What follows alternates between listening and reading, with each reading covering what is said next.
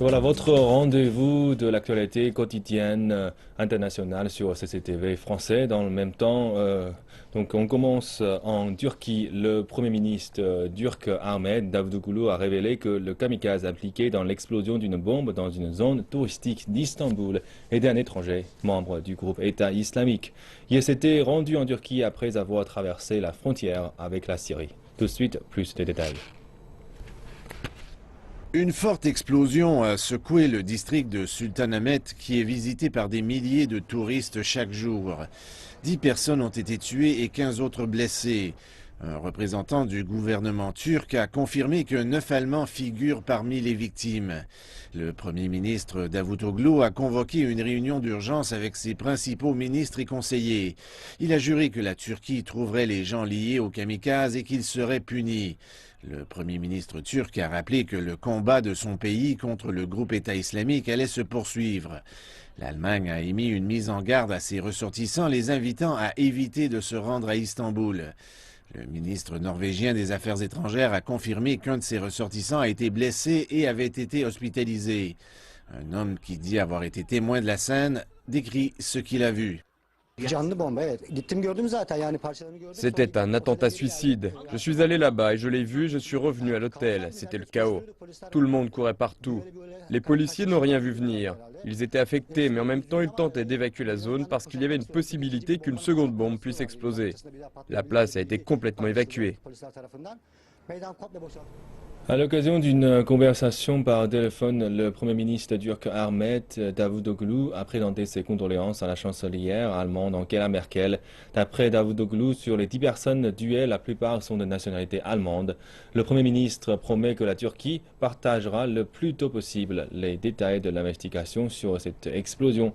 Angela Merkel a quant à elle appelé à une lutte plus déterminée contre le terrorisme.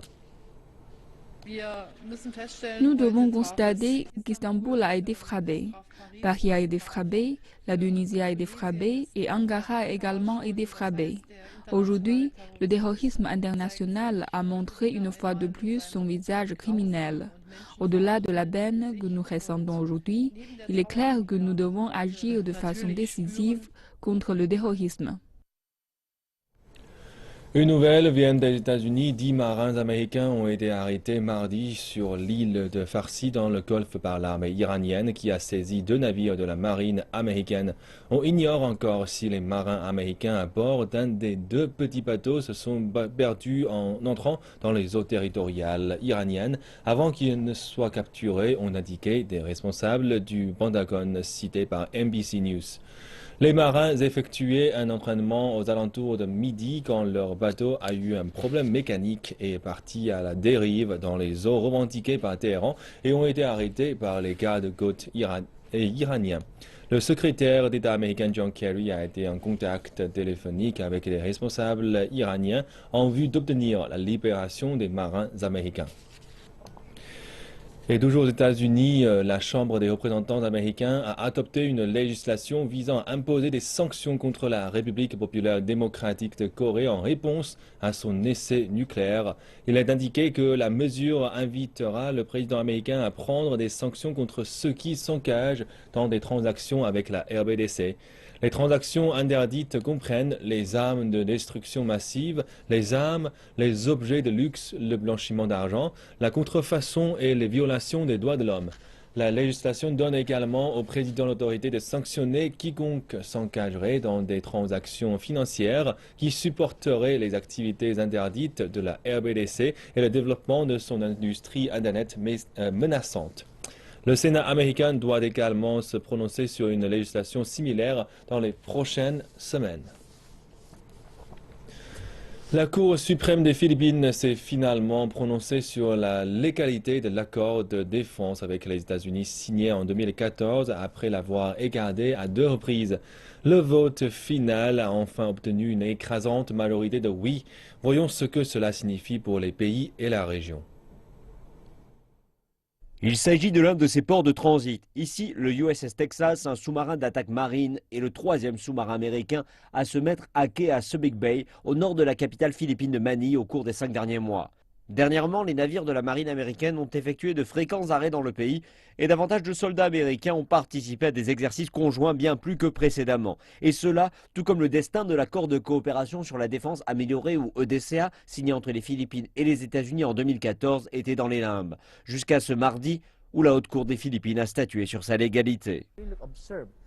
Si vous observez le modèle de développement ici aux Philippines, entre les États-Unis et les Philippines, vous verrez que tout ce qui est expliqué dans l'accord DCA s'est déjà produit avant la mise en œuvre de l'accord.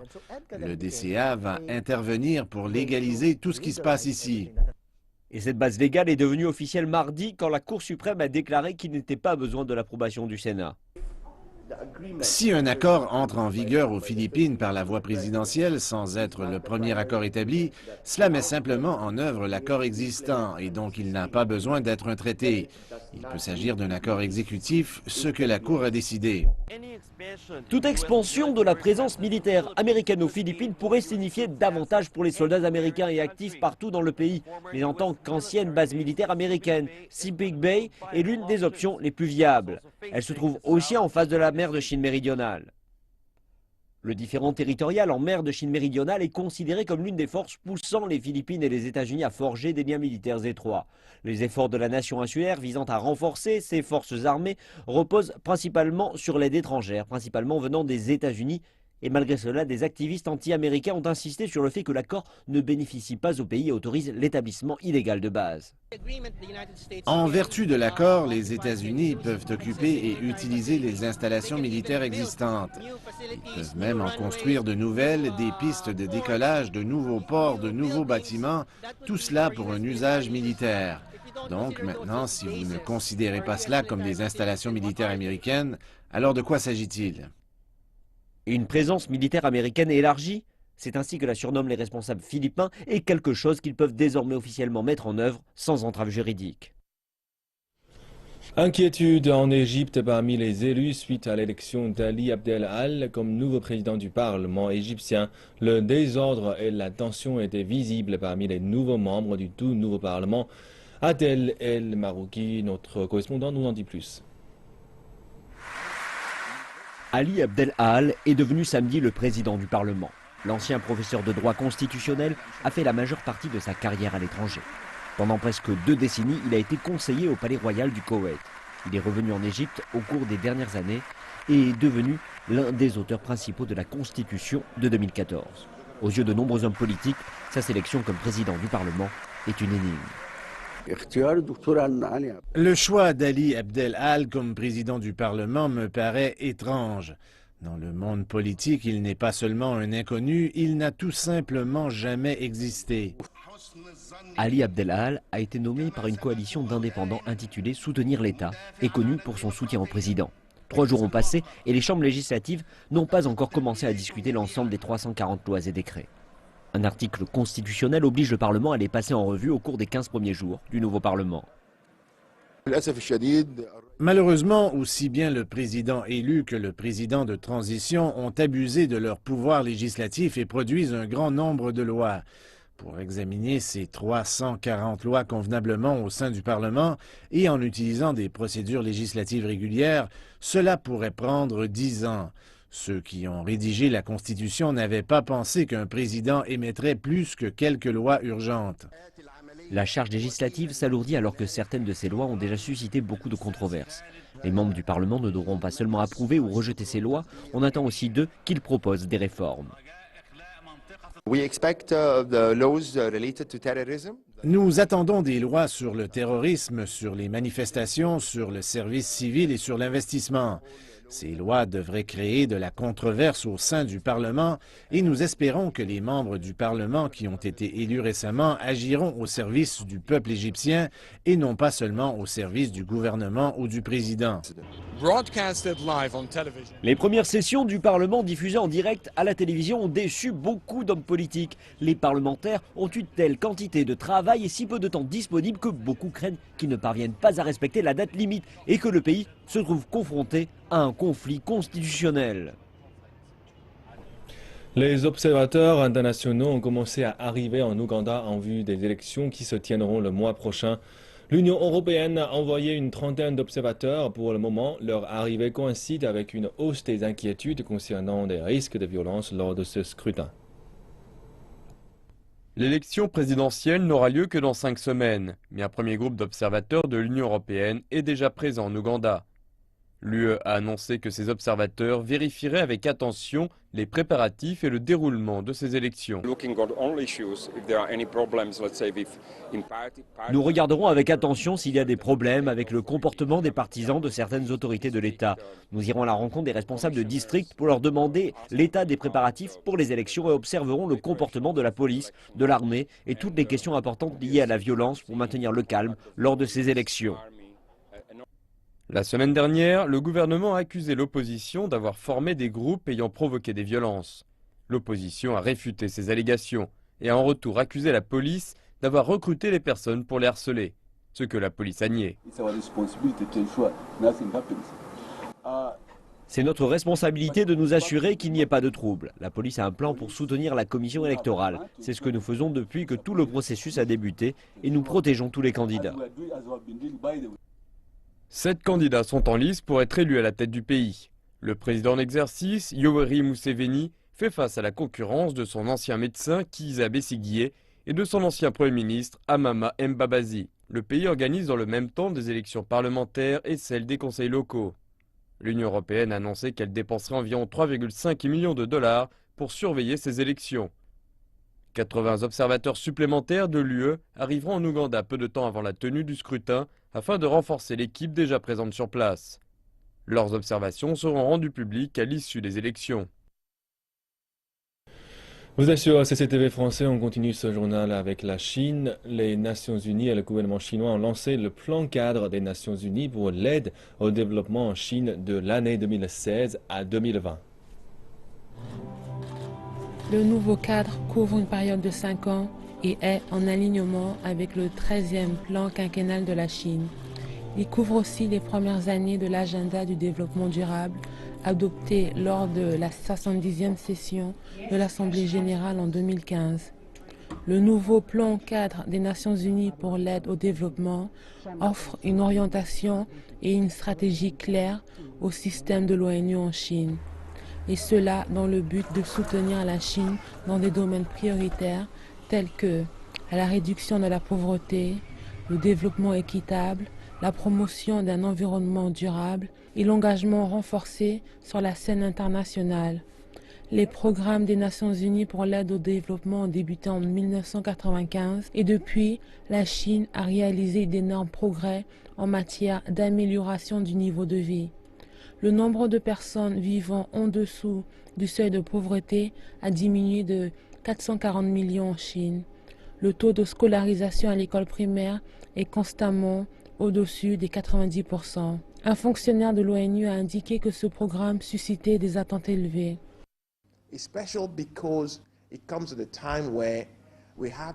Le temps est venu de commencer à voir comment accroître notre richesse et le développement personnel de tout le monde. Nous devons le faire sans laisser personne derrière, le faire sans détruire notre planète. Le PNUAD débute en même temps que ces engagements formels ont été pris et que la Chine incorpore ces engagements dans son 13e plan quinquennal. Nous pensons donc que le PNUAD est particulier. Nous utiliserons le PNUAD comme nouveau point de départ afin de mettre en œuvre l'agenda du gouvernement de 2020 à 2030, de renforcer la coopération avec l'ONU dans tous les aspects et d'apporter notre contribution au développement mondial. Nous sommes reconnaissants du soutien financier et de l'expérience que l'ONU nous a apporté ces dernières années. Le plus important planificateur économique de la Chine, la Commission nationale pour le développement et la réforme, a publié les données économiques du pays de l'année 2015. Le porte-parole de la CNDR, Li Pumin, a déclaré que la croissance du PIB des 3 premiers trimestres de l'année a atteint 6,9%. Dans l'ensemble, la croissance totale de l'année a atteint 7%. 24 indices de base de développement social et économique ont atteint leurs objectifs. Les indices de l'environnement et de la sécurité sociale ont surpassé leurs attentes. Une esquisse du 13e plan quinquennal de développement national économique et social de 2016 à 2020 a été créée par la Commission nationale du développement et de la réforme. Elle mettra en relief les nouveaux concepts d'innovation, de coordination, d'écologie, d'ouverture et de partage, de réforme structurelle et de réforme de la société. La croissance économique de 2015 a été stable et l'objectif de croissance a été atteint comme prévu.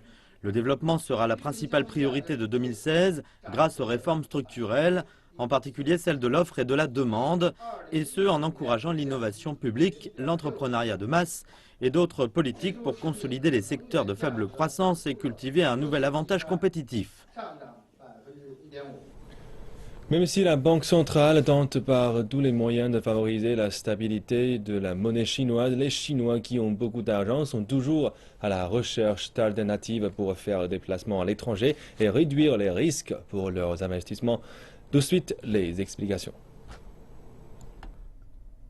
Zhong Jung possède environ 3 millions de yuan en investissement, principalement dans des actions d'entreprises en Chine et à l'étranger. Même s'il est professeur de finance dans une université de Shanghai, il sent toujours le besoin d'obtenir l'aide de professionnels lorsque vient le temps d'investir à l'extérieur du pays. Ce dont nous avons besoin maintenant, ce sont des conseillers qui sont en mesure de nous donner de bonnes options d'investissement pour nous aider à choisir les bonnes catégories d'actifs et les occasions de placement à l'étranger. Le besoin pour les investisseurs comme M. Zhong d'obtenir plus d'alternatives à l'étranger prend de l'ampleur avec la fluctuation du yuan et l'instabilité des marchés boursiers chinois. Le renminbi a perdu 6% de sa valeur face au dollar américain l'année dernière et a déjà reculé de 1,5% dans les premières semaines de 2016. L'indice composé de Shanghai a chuté de plus de 10% la semaine dernière. Rien ne sera facile. Si vous voulez avoir plus de retours sur investissement, vous devez prendre plus de risques. Mais il y a une exception à cette règle, et c'est avec la diversification. Vous devez choisir plus d'actions, plus d'obligations, plus de pays, plus de classes d'actifs. Le niveau de risque est donc plus faible et cela réduit les risques sans engendrer de coûts supplémentaires si vous construisez votre portefeuille correctement. La demande pour les investissements à l'étranger a rapidement progressé l'année dernière. Plusieurs Chinois ont investi dans des fonds gérés par des institutions financières profitant du programme d'investisseurs intérieurs en Chine qui leur permet d'investir 90 milliards de dollars à l'étranger. Cette somme a été presque entièrement utilisée par les institutions financières l'année dernière.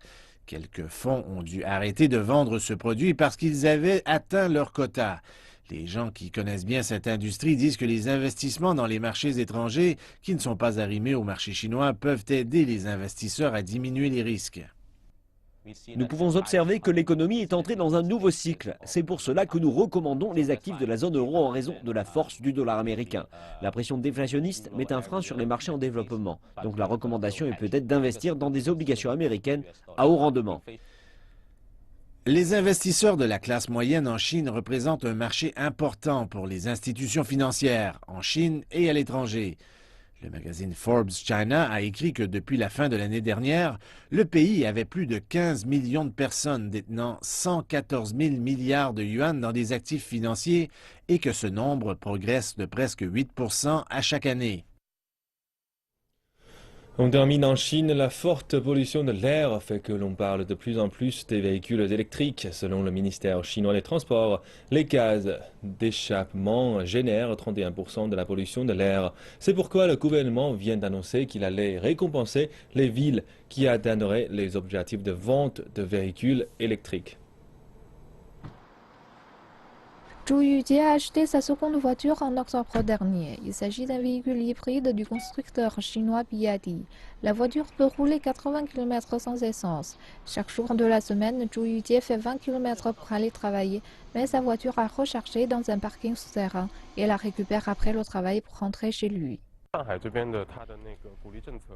J'ai acheté cette voiture à cause des aides du gouvernement local, qui inclut une subvention conséquente et une plaque gratuite. Le prix de la voiture est passé de 280 000 à 218 000 yuan grâce aux aides. En plus des subventions et des exemptions de taxes, le gouvernement central également a baissé le seuil technique de construction des véhicules verts et libéralisé les canaux financiers des constructeurs.